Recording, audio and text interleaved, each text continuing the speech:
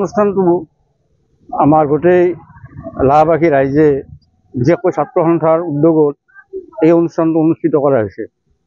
আমাৰ প্ৰাণৰ শিল্পী আমি সকলোৱে জানো তেওঁৰ আজি আদ্য শ্ৰাদ্ধ, আৰু এই আদ্য শ্ৰাদ্ধ উপলক্ষে আমি আজি ইয়াত সমবেত হৈ তেখেতৰ প্ৰতি আমি শ্ৰদ্ধা নিবেদন কৰিছোঁ।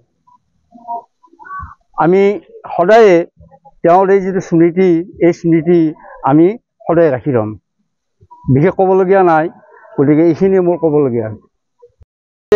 প্ৰয়াত জুবিন গাৰ্গৰ মৃত্যু তিথি উপলক্ষে আমাৰ লাহবাসী ৰাইজে আজি শ্ৰদ্ধাঞ্জলি ও শ্ৰাদ্ধ অৰ্পণ কাৰ্যসূচী পালন কৰা হৈছে।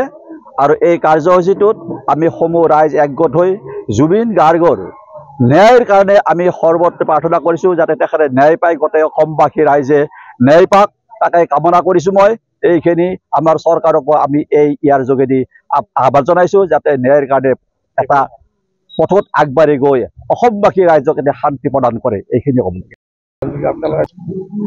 আমি সকলোৱে মিয়মান হৈ আছোঁ। আজি যোৱা 15-16 দিন ধৰি আমাৰ হিয়াৰ আমঠু অসমবাসীৰ, আমাৰ সকলোৰে এটা সত্তা, সকলোৰে আমাৰ জুবিন গাৰ্গ আমাৰ সকলো অসমবাসীৰে নিজৰ।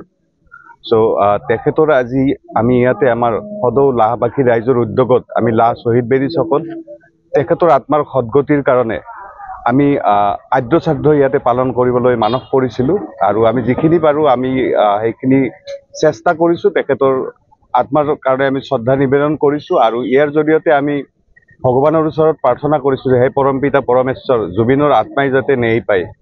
জুবিনৰ যেনেকৈ সমগ্ৰ অসমতে এটা জুবিনৰ হত্যাকাণ্ড বুলিয়ে কৈছোঁ, জুবিন গাৰ্গ ঢুকোৱাৰ পিছত যিটো এটা সমগ্ৰ অসমতে এটা পৰিৱেশ এটা সৃষ্টি হৈছে, যে আমি সকলোৱে সেইটোৱে প্ৰাৰ্থনা কৰিছোঁ জুবিন গাৰ্গে ন্যায় পাওক।